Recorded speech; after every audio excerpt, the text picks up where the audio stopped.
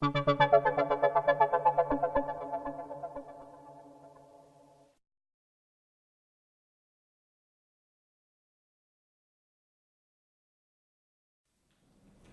first, this is my daughter's work, and this is well known as Moore's law. And Moore's law is the observation that over the history of the computer hardware, prices will fall by 50% every 2 years. 50%. Futurist Ray Kurzweil, he views Moore's law as a part of a very long-term development started in 1890 when the US censor bought for the first time a calculator. That's 120 years ago. And Kurzweil expects that this development will last until the end of this decade, a very long time, and that's what's happening. But what's more important is that the Moore's law is the result of an international coordinated project. This project is called the International Technology Roadmap for Semiconductors, and about 3,000 experts all over the world are working together to building this pre-competitive joint research outlook. And at the same time, we see a paradigm shift in corporate strategy, because especially as high-tech firms in this sector is concerned, enterprises accept more and more collective strategy building in international bodies. And because they learn that it's of greater value to do it together than to realize their own aims and their own goals. Moore's law is also applicable in genetics. This is Moore's law, but the Moore's law in genetics means that the cost of DNA sequences fall every year with 50%. That's what you see here. It started in 2001 when we discovered for the first time the human genome, and in 2020, not very far away, there will be a genetic passport for everyone almost for free. And also here we see an international body who is coordinating the international research. They did it in the 15th year before we get the first human genome, and they still play that role. And take, for example, this one on energy. What's happening on energy? The cost of photovoltaic modules. There's also a Moore's law, and that means that the costs are falling every 4 years with 50%. And that means that at the moment the solar energy is about the same price of the energy of the factories, but they will be half of it in 4 years' time, and in 8 years' time it is only this less. So in 2025, solar energy is almost available for free. And that will change our whole economy, our whole society, our whole system. And this very long-lasting trends are inevitable. And what does that mean? It is also coordinated by an international body. They do all the tests, they do all the discussions, all the coordinations. And even the Chinese and the American and the European companies are working together in looking for the best way to get the Moore's law in place. And this is what will happen in our in our world. Life expectancy, a very long trend, started in 1880 up till now. Life expectancy is increasing every year with 3 months. That means it was about 45 in 1880. It is 80 years now. So, so a newborn baby, the life expectancy of a newborn baby rises every year with 3 months. That is, and if you look to the future, you look to the role of genetics and the way healthcare is changing. There's no problem about the trend in the near future. And that's the same with economic growth. If you look at the very long trends, 1870 up till now, this is the American economy. There is a yearly growth rate of 2% in real terms. And that's what's happening now. What's happening now, that this kind of blueprints of the long-term developments are not changing. You make your predictions based on this kind of blueprint. But there's another blueprint which is very important. These are the long-term institutional changes according to the technological revolutions. And what we are seeing here is that over the last 240 years, there are 5 main technological revolutions. The first started with the well-known industrial revolutions, and the last started in 1971 with the ICT revolution. And what is important, it is a kind of a hype cycle. That means that the culture, you can say the culture or the atmosphere in a country, in a continent is changing according to this revolution. And I will rely on the role of Europe in this context. But what is the hype cycle? It started with the introduction of a new technological phenomenon. Here is it the cotton mill. Here is it the steam locomotive. Here is it the first steel factory. Here is it the tea fort and the mass production. And here it is the first Intel chip in 1971. That is the start of a new era of economic development, and that's what we call the Big Bang. And here, in this part, here in the midst, there is a crash. And what is a crash? That the society is over-optimistic.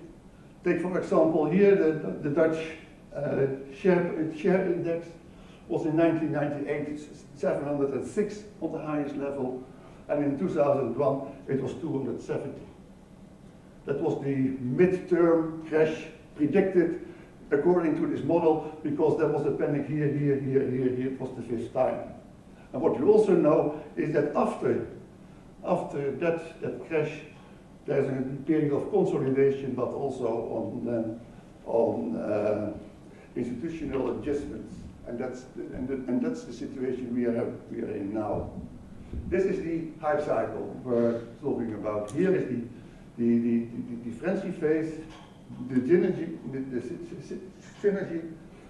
It was in our time. Is that the moment that we are building our social media, our network society, our collaboration networks and companies, and now we are still in the period of maturity. I think at the end of this 5th cycle will be about 2020, 2025, and then we will start a new period. Let's look for Europe. And then you see a changing view, a changing behavior of Europe. In the first phase of the last technology revolution, Europe is an engine of economic growth. In 1971, Europe is a peacekeeping phenomenon after the Second World War.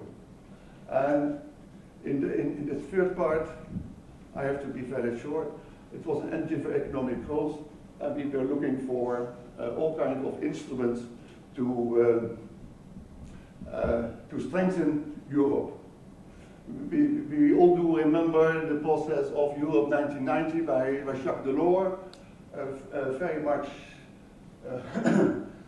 with the help of the European Council of Industrialists and the Treaty of Maastricht in 1992, and the euro was on the top of the process of creating a new international power in the world. But after after the year 2000, with the social media coming up, the empowerment of people, what we call the professional amateurs, starting playing their role. There was no answer in Europe for this development. And nowadays we are in the last stage of the technology revolution.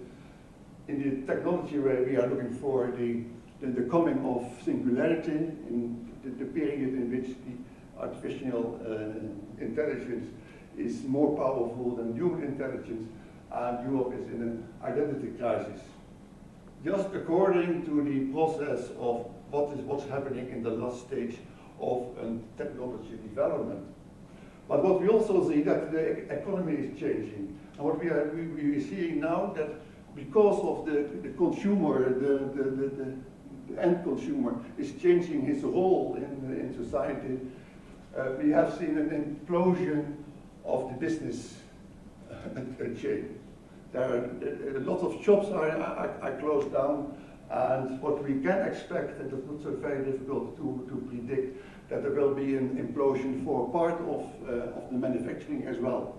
We are producing our own energy, we are building our own homes in the future, we are doing a lot of healthcare by our own. The consumer is producing more and more. So at the very moment that the business chain is imploding, it's also impossible for governments to get enough money for doing all their activities. So there will be an implosion of the government budgets in the different countries, and also can be expected that there will be an implosion in the next years also of the European Union.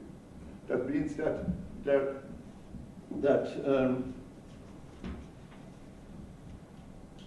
what will happen after 2020 in this, what we call the sixth technology revolution, that will be a revolution with the robotics, artificial intelligence, it is the clean tech, the energy influenced development, and genetics. That are the three main accelerating developments in the world, but also in Europe.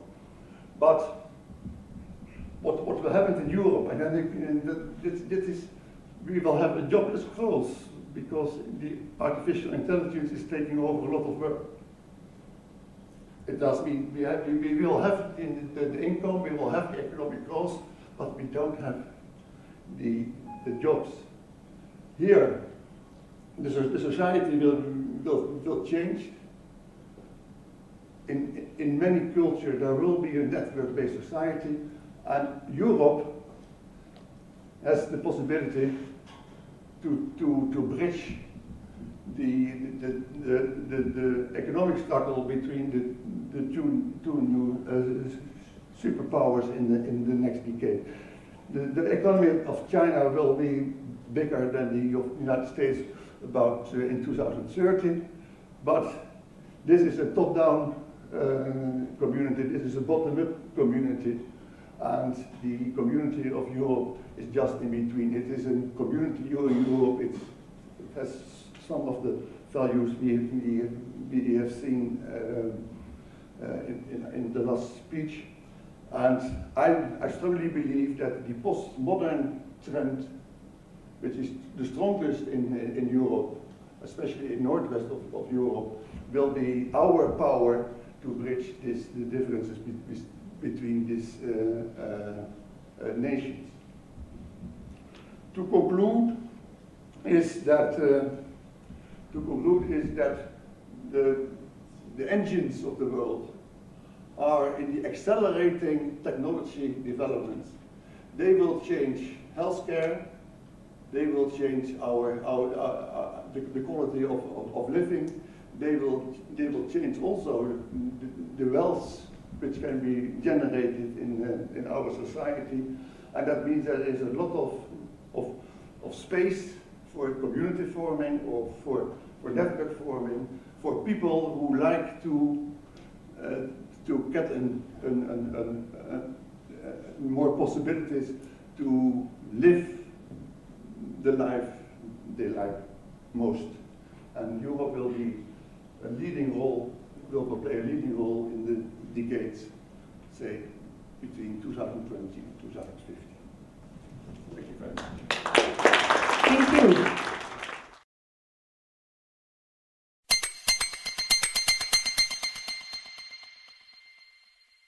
Thank you.